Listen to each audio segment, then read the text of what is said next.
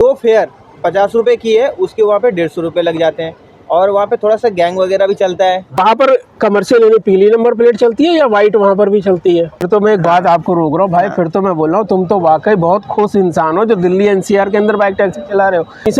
Commission उसके 5% है। 5% commission, देख लो दिल्ली वालों, यहाँ पर तुम लुट रहे हो भाई।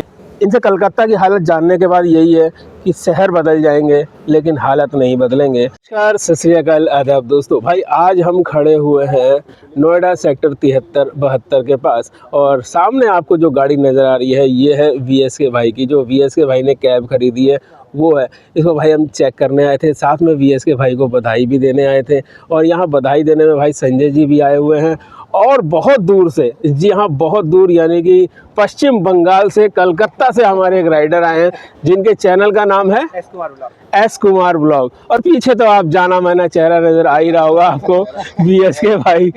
तो भाई आज जो है हम एस कुमार ब्लॉग, यानी कि आपका पूरा नाम क्या है भाई? सौरभ कुमार भाई से पूछेंगे कि भाई कलकत्ता के अंदर राइडर कितना कमा रहे हैं। हमने सुना है भाई बहुत तगड़ी कमाई हो रही है। ऐसे कुछ नहीं है, एक्चुअली क्या होती है ना, कोलकाता के अंदर कमाई तो है बट उन लोगों के लिए जो कि अपने हिसाब से पैसे मांगते हैं। अच्छा, अगर आप वहाँ पे यही है कि अगर आप स्टेशन से उतरोगे ना, बुक करो मत करो भी होगा ना तो भी वो कैंसिल करके ले जाएंगे। अच्छा, वो संजय जी बता रहे थे रात को सेक्टर 142 के ऑफिस के सामने भी यही होता है। अरे गुड़गांव के मिलेनियम सिटी में होता है, मैं बता रहा हूँ, है ना, MG रोड में होता है बहुत, जैसे यहाँ पे है, हाईलाइजर में भी है रात को। हाँ, कहाँ जाना है मैडम, कहाँ जाना है सर, कहाँ जाना है? तो आपके कलकत्ता के अंदर फिर कस्टमर नहीं बोलता इस चीज को कि नहीं भाई ऑनलाइन?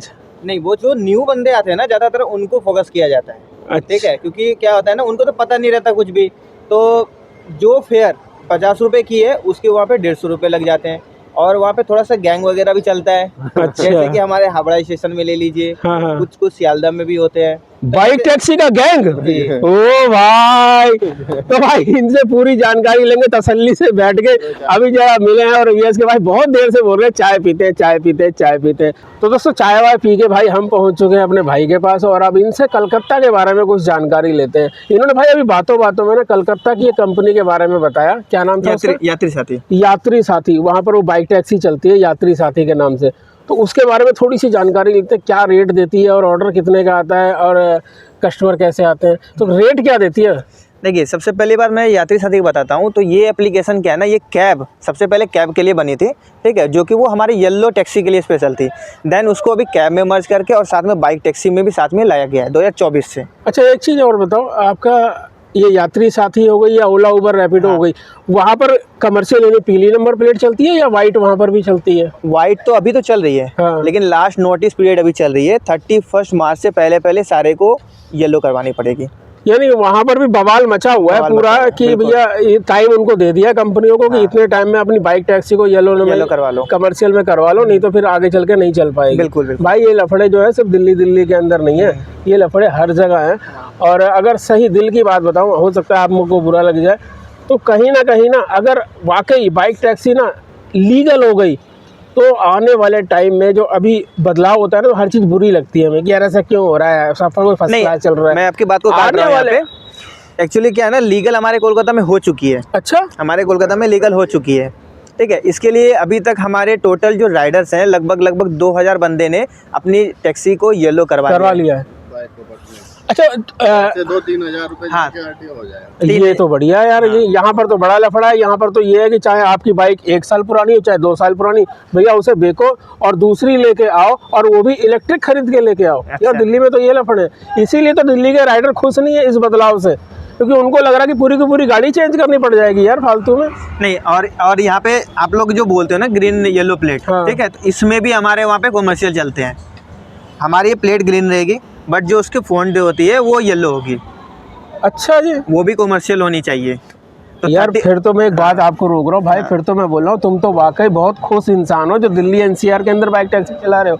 यहाँ पर भाई सीधा ये भी प्राइवेट नंबर होते हैं EV, और गवर्नमेंट अलाउ कर रही है आपको चलने के लिए। ना यूपी में रोक रहा है कोई, ना हरियाणा में रोक रहा है, ना दिल्ली में रोक रहा है, बोल रहा है प्राइवेट नाम से लेके आओ और चलाओ। भाई कलकत्ता में तो बड़ी जान खा रखी है। अच्छा वहाँ पे ओला उबर रैपिडो इनका क्या हाल है, इनका काम धाम बढ़िया है, इनके रेट वेट कैसे है? नहीं, रेट की अगर मैं बात करूँ तो अभी रेट जो है बहुत हालत ख़राब कर दी है। ये हमारा दुर्गा पूजा के बाद से बहुत रेट ख़राब हो चुकी है। और यात्री साथी की आप बात कर रहे थे, तो मैं यात्री साथी के रेट का बात करता हूँ। अगर वहाँ पे लॉन्ग डिस्टेंस जाते हैं ना 10 किलोमीटर से ऊपर, तो उसकी रेट ऑलमोस्ट 8.5 रुपये या 9 रुपये तक होते हैं, उससे नीचे नहीं जाते। और बाकी ऐप के मैं बात करूँ, चाहे वो ओला हो जाए, उबेर हो जाए, रैपिडो हो जाए, तो इन सब के रेट जो है उससे भी कम होते हैं। अच्छा 7.5 रुपये 8 रुपये किलोमीटर मिलते हैं। तो चाहे दिल्ली हो चाहे बंगाल हो, रेट राइडरों को यही मिल रहे हैं। बिल्कुल। वहाँ पेट्रोल के रेट क्या है? पेट्रोल की कॉस्टिंग है वहाँ पे 105 पॉइंट, कभी हो जाते हैं 15, कभी हो जाते हैं 55, ऐसे 106 रुपये के आसपास है। और यहाँ पर अपना शायद 95 रुपये। हाँ, यहाँ पे तो यार यहाँ मैं अगर कहूँ तो भाई दिल्ली के राइडर हर जगह से फ़ायदे में ही है इस वक्त। गवर्नमेंट भी यहाँ जो है ढील दे रखी है, सब कुछ दे रखा है, उसके बावजूद हम लोग रोते रहते हैं। खैर कोई बात नहीं। अब बात कर लेते हैं पार्सल डिलीवरी की कंपनियों की, जैसे पोर्टर हो गई, बोर्जो हो गई, अंकल डिलीवरी, वहाँ पर हैं ये कंपनियाँ? यहाँ पे सिर्फ 2 ही है, एक हमारा पोर्टर है हाँ। और एक बोर्जो है। बाकी इसमें से सबसे बेस्ट होती है हमारी पोर्टर, क्योंकि पोर्टर में थोड़ी सी ऑर्डर ज़्यादा होती है। लेकिन जैसे कि दिल्ली का मैंने देखा है, यहाँ पे बहुत है ऑर्डर, वैसे वहाँ पे नहीं है, क्योंकि वहाँ पे इंडस्ट्रियल एरिया बहुत कम है। अच्छा बहुत कम। जैसे कि हमें खिदिरपुर, बड़ा बाज़ार, ये 2 जोन में जाके वहाँ पे हमें अच्छे से अगर ऑर्डर लेना है तो सारे दिन में 10 से 12 ऑर्डर हार्डली आपको मिल सकते हैं।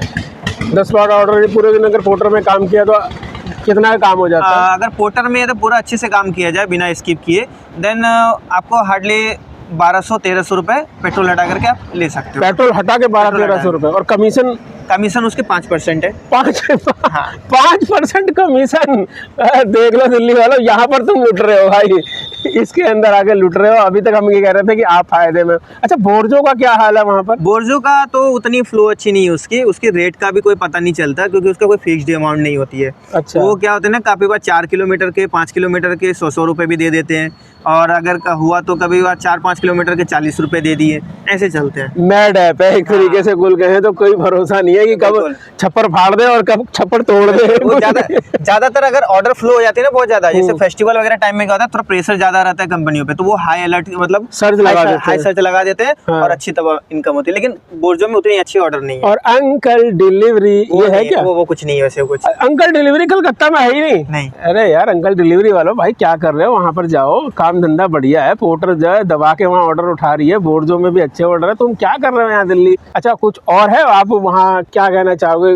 कलकत्ता और दिल्ली में आप आए, क्या फर्क नजर आया आपको? फर्क तो बहुत कुछ आया। जैसे कि दिल्ली में क्या है, इसकी जोन बहुत बड़ी है, सिर्फ दिल्ली एनसीआर नहीं है, बगल में गुड़गांव भी है और आपका बहुत सारे जोन है। तो इन सब को अगर देखा जाए तो इसके मैटर में हमारे कोलकाता पड़े जाते हैं 1%। ठीक है, क्योंकि होते क्या है, जैसे कि आपका मैंने नोएडा का मैप देखा, तो इसके हिसाब से वो कोलकाता मुझे लगते हैं। जितना बड़ा नोएडा उतना बड़ा कलकत्ता। हाँ बस वर्किंग जोन।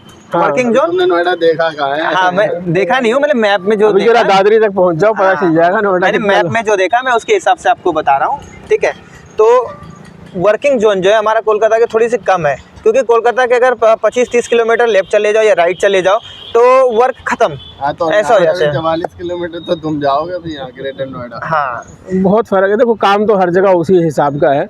मेन है कि अच्छा आप इस लाइन में राइडर को आने के लिए क्या राय दोगे? राइडर को आना चाहिए परमानेंट के हिसाब से या टेम्परेरी आना चाहिए? अगर कोलकाता वाले की अगर मैं बात बोलूँ तो कोलकाता के लिए परमानेंट नहीं होगी, बिकॉज वहाँ पे भले ही कमर्शियल हो जा रही है, बट वहाँ पे जितने ट्रांसपोर्टेशन है ना, तो उसके हिसाब से उतने काम नहीं है। अच्छा तो तो आपका यही कहना है कि इसमें परमानेंट के लिए सक्सेस नहीं है। परमानेंट हाँ, क्योंकि वहाँ पे कैब वाले जो होते हैं उनकी खुद की हालत ख़राब हो ही रहती है। मंथली उनको EMI पे करना होता है, जो खुद के खरीदते हैं EMI हो जाती है, फिर उसका डेली का पेट्रोल कॉस्ट हो जाती है। क्योंकि वहाँ पे क्या है ना, सबसे बड़ी दिक्कत होती है ट्रैफिक रूल को लेकर के। अगर बंदे की मान लो मैं यहाँ पे खड़ा हूँ और उस तरफ से पिकअप है, तो वो कस्टमर चल के इधर नहीं आएंगे, आपको 2 किलोमीटर से राउंड मार करके आपको वहाँ पे जाके पिक करना पड़ेगा। तो वो 2 किलोमीटर के खर्चे कौन देंगे? तो वो खुद के पॉकेट से लगते हैं। तो इस तरह से क्या होता है, गाड़ी ज़्यादा चलती है और कमाई थोड़ी कम होती है। ये तो दुख हर जगह पर है। VS के भाई अभी बता ही रहे थे हमें। हाँ। कि उनको भी भैया कस्टमर बोलता है 2 कदम पीछे गाड़ी कर, मैं 2 कदम आगे नहीं चढ़ूंगा। ये देखो इस लाइन के ये दुख है दोस्तों। ये और ये राज्य बदल जाते हैं, हम लोगों के दुख नहीं बदलेंगे कभी भी। डिसीजन हम लोगों को लेना है कि इस लाइन को हमें परमानेंट मान के चलना है कि यही हमारी लाइफ है और यही हमारा काम धंधा है, या फिर इसे हमें टेम्परेरी मान के चलना है कि जब तक हम किसी अच्छे काम धंधे में नहीं घुस जाते हैं। बिल्कुल। तो कुल मिला के भाई हमारी राय तो इनसे कलकत्ता की हालत जानने के बाद यही है कि शहर बदल जाएंगे लेकिन हालत नहीं बदलेंगे, इसलिए आप बदलो, वो ज़्यादा अच्छा है। चलिए इस वीडियो को यहीं पर ख़त्म कर देते हैं और भाई के चैनल का लिंक वीडियो के डिस्क्रिप्शन में है, भाई वहाँ पर जाके इनके चैनल को सब्सक्राइब ज़रूर कर लीजिएगा ताकि आपको कलकत्ता की जानकारी भी मिलती रहे। चलिए इस वीडियो को करते हैं अब ख़त्म और जाते जाते आप सभी से कहते हैं जय हिंद, जय भारत।